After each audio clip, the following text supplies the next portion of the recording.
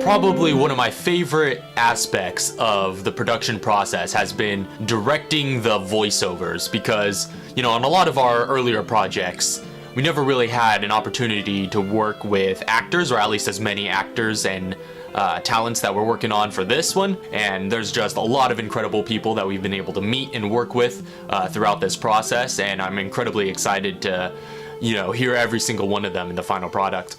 Salutations! I am the Awesome Boss, or at least that's the name I use on the internet, and I play the character of Vera. He's not a terribly outgoing person at first, he's kind of more quiet, but he is a leader. He has to go through a journey to uncover that in himself, really. When we first meet him, he's just pretty much a normal guy. He's working a job, he's defending people, but then stuff happens and he ends up having to move on, really. I am Jeremy Volkman.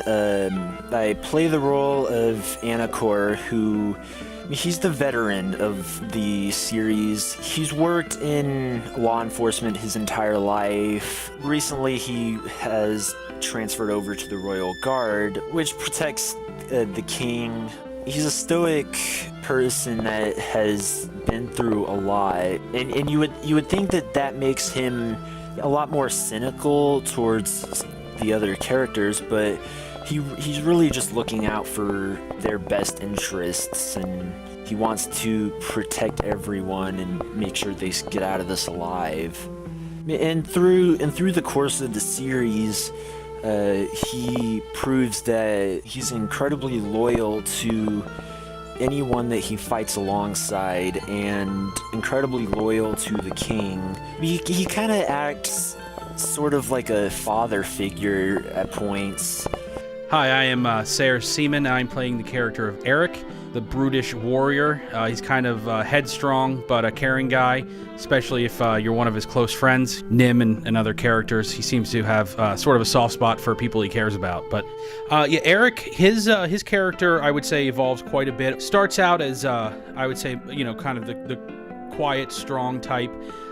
He kind of evolves over time to more of a team player, I would say. I wouldn't say he necessarily is at all a wild card, but I would say he is a little bit headstrong. I don't know if he always thinks before taking actions, and I mean, I guess if you really look at it, that doesn't change too much throughout, but I'd like to think that he seems like he gains a little bit more caring for the group as a whole, I'd say, over time. So as a character, I kind of imagine King Opal to be this wise old monarch. He's been in power for so long that he understands that he needs to listen to his people to both correctly run his kingdom and not have uprisings and banditry going around, which is how they've gotten to this, this universal peace treaty that they have, this peace in the kingdom. Everybody loves living there and everybody loves the king. The king is just this nice dude that you could probably, if he were not the king, you would just love to go out to a bar with this dude. So me personally, I play the character of Scourge, and Scourge is the antagonist of our series. He's this big, evil, malevolent kind of villain who enters the world as a little bit of a nomad, but then he ascends to what we like to call mod-like powers, and he kind of uses these mod-like powers to wreak havoc and destruction on the kingdom. Anyway, he's a bit of an interesting villain who kind of does a lot of really bad things, but does so with the approval of his conscience. He has good intentions when he enters the world and sees what he believes to be just pride and vanity throughout the cities. He kind of takes it upon himself to correct that, and he does that through bringing conflict and danger to this once peaceful nation. Well, when we first sat down to record the lines over Skype, I was talking to Raphael, and we were developing what voice I was going to do for the character. So it kind of turned into He wanted a sort of soft, leaning towards the English accent, but kind of soft, not like a harsh accent like I'm currently doing now, but more soft-spoken, really. And so we developed it, and then I thought, you know what, I'm gonna need a way to remember this, so I recorded a short audio file of me saying, "Hello, Vic." And then just before each recording session, I just play that back and repeat it until I was back into the character. The reason I chose the "Hello, Vic" line was because it was the first line, really. "Hello, Vic." I had answered the Reddit open casting call, and I was all on board. And then actually, the first time I sat down to record, I found out his true accent, and I had never done the Scottish accent at all before. So I don't know if hopefully that doesn't come across in the video, but. It was new, so I basically went on YouTube for the next 72 hours or so and watched every person who is an instructor in accents teach you how to speak with a Scottish accent. I watched a couple of old James Bond movies of Sean Connery and a little bit of Billy Connolly. Yeah, I basically just had to do a crash course in how to sound even the slightest bit Scottish. And also a little bit of Braveheart in there. Took a little bit of inspiration from some of the characters of Braveheart just to kind of get that roguish, brutal Scottish accent. It's not very refined, but it's effective, and it conveys emotion. Let's not waste any more time, shall we? It's brutish and it's strong, but there's a bit of a caring in there. You can tell he definitely has passion. So King Opal has a voice which I like to describe as a mix between Sean Connery and Nixon. So if you can see that, you can't unsee it when you hear that voice. Perhaps the mob growth is far worse than we could have imagined.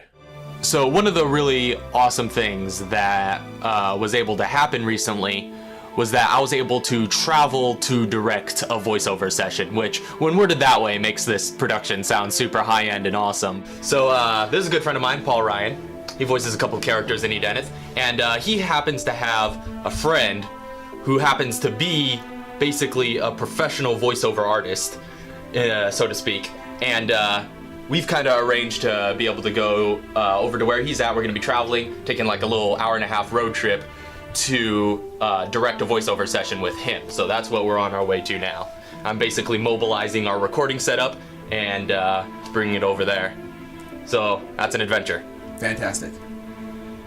I wanted Jake in the shot because this channel needs more Jake. Yeah, this is the first time we've done mobile. This right? is pretty much the first time we've mobilized this setup. We'll see how this works in someone else's closet. Do we need a closet? Ideally.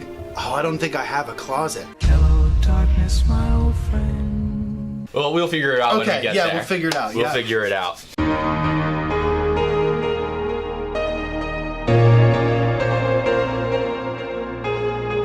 We traveled to the Penview campus, and so what we ended up doing was we used the campus library, at which he is an assistant librarian, to do our voiceover session there because it was closed down for the day, I think due to weather. So yeah, that was a very interesting experience, and we got a whole lot of voiceover lines done there. And the fellow who we were recording the voiceover with, named Randall Stratton, he did a very excellent job and knocked out a bunch of little minor characters. King Opal, there's been an incident in Centaurus. Yeah, he was just very professional and very awesome to work with, and that was an incredible experience having to, travel to direct a voiceover session. Of course, it was just a couple of hours of road trip both ways, but it was essentially a whole day's work, and it was just an incredible time.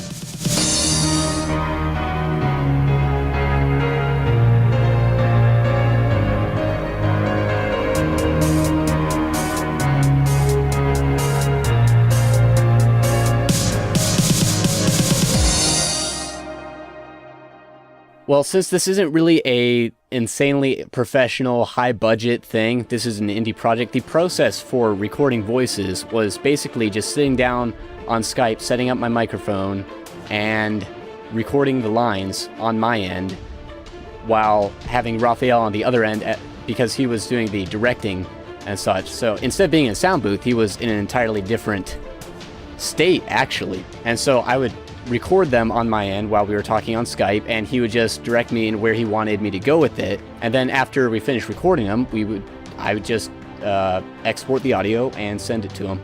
Well, the process for me was it was different than other people because I had to deal with some crappy internet, so it was a bit of a struggle.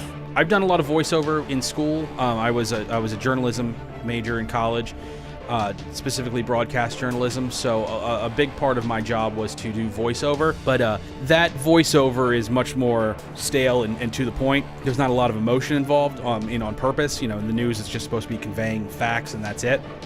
So I will say it was interesting. You want to go in on the first attempt, and your natural inclination is just to read it, just to say straight, say the lines without any sort of inflection to kind of get an idea. Because even once if you read them over in the script, it doesn't really, until someone else is reading the lines back to you, it doesn't really seem like it fully fleshes itself out and become a dialogue until you have someone to interact with, which in my case, I had Raphael to bounce these lines off of me so I could react to them. But it's interesting. You quickly got to learn the character, because the character doesn't really exist until you start saying the lines. It just exists on paper as thoughts and ideas, but once the lines start coming out, it becomes a reality, and before you know it, from words on the page, you have a character, and you have to then start thinking about who that character is and how he would think and react in certain situations. So even if the dialogue is geared one way, there's certain instances where you might think that's not necessarily what my character would do, because after a while of reading the lines, you start to really feel that he's a fully realized, or she is a fully realized person to you. We also gained a new valuable member to the post-production team, and that is we've got a composer now, which is completely amazing. That's just one of those exciting things that I did not expect us to be able to have on this project, and things just fell into place for us to be able to get this composer on board. So that's very exciting. We're going to have an original score. There was obviously a whole lot of elements of this production that we try to put a lot of production value into, but I didn't think music was going to be one of them. And to have a composer bringing an original score to the series just adds a whole nother layer to the cool value for me. Having listened to some of the score already, I can tell you guys, it is very awesome, and I can't wait for everyone to be able to hear it.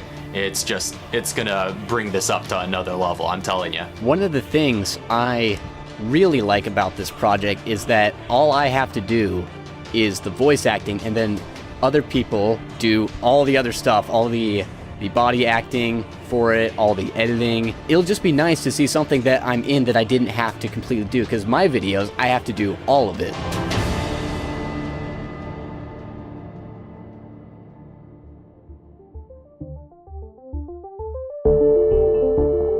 So overall, as we kind of draw closer to the release, I kind of start to look back and reflect on how far we've come in the journey so far, and that's definitely the word I would use to describe working on the Edeneth Chronicle. It's been a journey from start to finish, right? It's been a couple of years for Lauren and I, who have, been working on it from the start. It's been a shorter time for others, but nonetheless, it's been a substantial time, I think, for everyone involved. I'm excited for just how the story gets told and some of the battles that you guys have been filming. And, I just want to see it all come to fruition. I just feel incredibly just blessed to be able to work with just the sheer number of talented people that we have on this project. And if you would have told me back when this was just an inkling of an idea that Lauren and I had just spitballed in the middle of a gaming stream, that the production would look like this now, then I don't know if I would have been quick to believe you. It's just been an incredible learning experience as a director and as a writer and as a creative person, and an incredible just collaborative effort from all these people that we've been able to work with. Voice actors, body actors, artists of all kinds.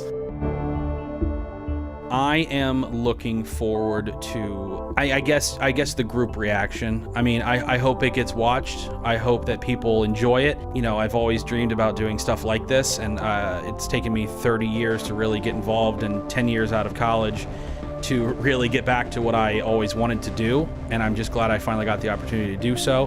And I just hope that people enjoy it and people want to see more. And, you know, hopefully, you know, it could become a thing where there's more to come from this down the road, and you know, I hope it gets a following and people are enjoying it. Even if it's not a big one, I hope the people that do enjoy it very much and are passionate about it.